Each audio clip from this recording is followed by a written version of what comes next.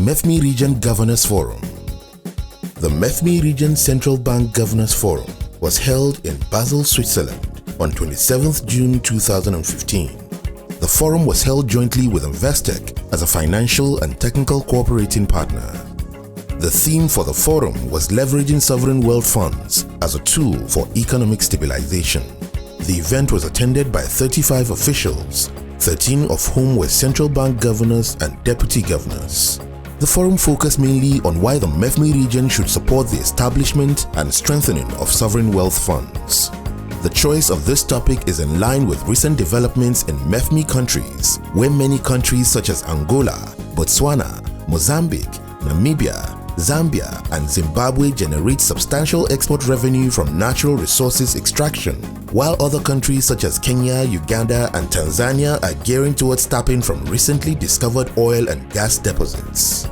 According to the MEFMI Executive Director, Dr. Caleb Fundanga, the MEFMI region is richly endowed with natural resources. However, the abundance is not the preserve of the MEFMI region alone. As such, it is incumbent upon decision makers to contribute towards the prudent management of revenue from natural resources.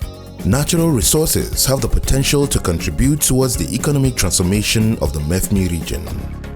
The current slump in global commodity prices provides an opportunity for countries to start laying the foundation for management of sovereign wealth funds.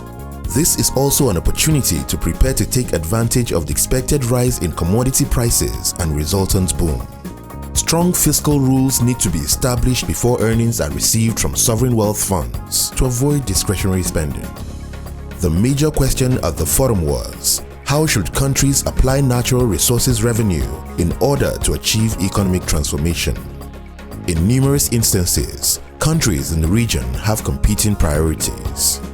With huge infrastructure gaps and investment needs, countries are hard-pressed to apply resources to achieve this development agenda.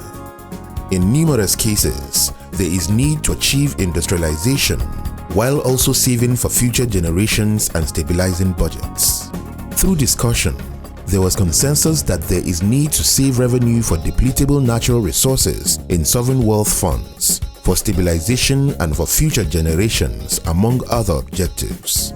However, the key policy questions are in the choice of instruments and whether investments should be placed in domestic economy vis-à-vis foreign financial markets, each of which has unique characteristics and considerations. The need to establish the main objective of the sovereign wealth funds is critical, as each country will require to determine how much revenue from the resources will be for savings, how much will be for a stabilization fund, and how much will be for an infrastructure or an investment development fund.